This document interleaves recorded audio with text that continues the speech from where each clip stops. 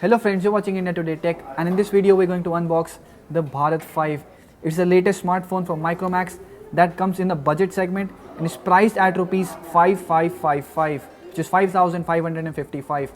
This is not the first smartphone that comes in the Bharat series. There's already the Bharat 1, which is a feature phone, and the Bharat 2, which is a smartphone that was clubbed with the Vodafone plan and was offered at a much less price. But the USP of the Bharat 5 is that it comes with a slightly bigger display and a 5000 mAh battery that is also mentioned on the front of the box. The box price is 6,999, but the phone will be available at 5,555 as I said, and you can get it through Micromax stores, and it will also be available online. So the phone comes with a 5.2-inch IPS HD display, which has a 2.5D cover glass. It's a curved glass, of course, but it's not from Corning. Under the hood, the phone has a quad-core chipset.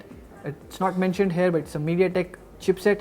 There is 1 GB of RAM and 16 GB of storage, which is expandable via microSD card to 64 GB. There's 5 megapixel selfie camera at the front and the 5 megapixel rear camera. There are features like OTG support and Bluetooth, Wi-Fi and GPS.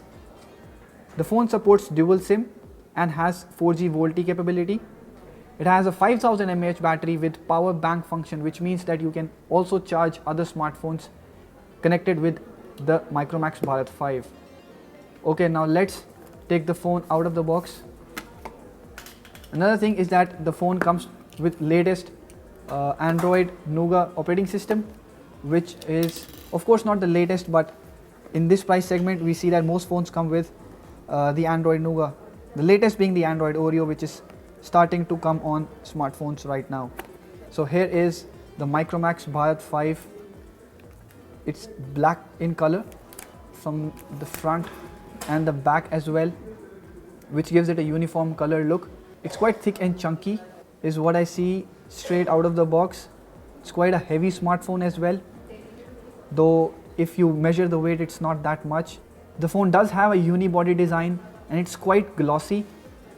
It's not glass at the back, but it's done in a fashion that looks quite premium and quite glossy. One thing to note is that the back design is deceptively made like a dual camera setup. It's not a dual camera phone. Let's take a look at other contents of the box and we'll come back to the phone. So first up, there is a user guide that tells you how to set up the phone and all the precautions you need to take. Some Micromax stickers. Then there is a screen guard bundled with the phone. Then there is a pamphlet kind of thing that tells you about the Micromax canvas tab. Then there is a SIM ejector tool. Then inside the box there are two other boxes. One of them packs a micro USB cable, which is quite long. The other one has a power adapter. There is no earphones you get with the box. Okay, so now let's take a look at the ports on the device. On the left you get a SIM tray, which is a hybrid SIM card slot. On the bottom you get a micro USB port with two speaker grills on either side. Then at the top there is a 3.5mm audio jack. Both the front and the rear cameras are accompanied by an LED flash, but the capacitive keys at the bottom are not backlit, and there's also no secondary microphone on the device. Okay, now let's set up the device.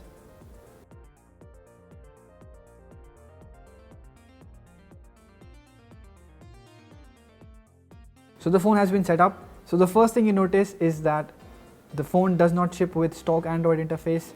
It is Android Nougat 7.0, but it's not as good as the stock interface. There are third-party apps, as you can see, and there's other bloatware on the device, like the news widget that I see is quite irritating.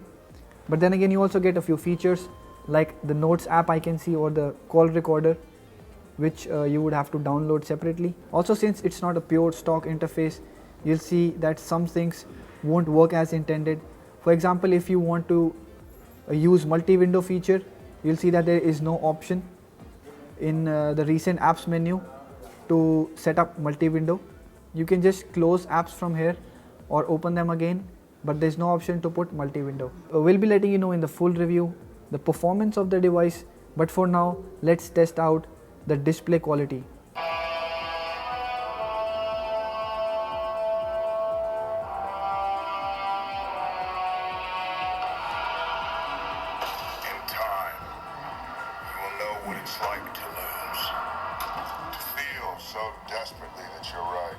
But although there is a color shift, I see that the color reproduction on the device is quite good.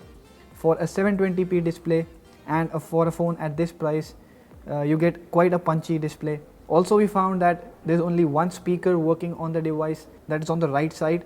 The left side speaker is just for a symmetrical look. So overall, it's a nice display that I think for now can compete with the likes of the Redmi 4 or the Redmi 5A. But then again, there are other things that need to be taken care of. For example, we'll have to see how the performance on the device comes out, because it just has 1 GB of RAM and the chipset is also quad core and not an octa core. So we'll have to check if that is enough for the phone to run daily applications and multitask without much of problems. Now this is the camera application on the device, and you'll see that it looks very much like the iOS with in fact a mishmash of the iOS camera app and the Android camera app. You get HDR on the device, and other features include panorama and time lapse. In the video mode, you get to shoot up to 720p, and there is a bokeh mode as well that allows you to adjust the aperture from f16 to f1.4. But all it does is create a blur around the frame, which is of course software based. What irks me out is the fact that the camera application is quite slow. The moment you press the shutter, it takes quite a while for the photo to be taken, and there is a slight lag when the photo is shown on the display. Of course, we have seen better camera in the form of Redmi 4 and the Redmi 5A. We'll probably won't need full testing, and we can tell straight away that the Bharat 5's camera are not that great. If you're looking for great cameras in this price range, you should buy the Redmi 4. Also, now let's take a look at the front camera on the device. It comes with a 5 megapixel shooter, but it does take a little while for the camera to show the photo. The details are not that good, but the color is captured accurately. It does have touch to focus, and you'll see that it recognizes my face as well. Some of the other selfies that we took came out well. This camera can compete the Redmi 4A or the Redmi 5. These phones from Xiaomi have the best camera in this space, and the Micromax Bharat 5 doesn't surely match that. Front camera can compete the Redmi 4 or the Redmi 5A, but then the rear camera lags far behind.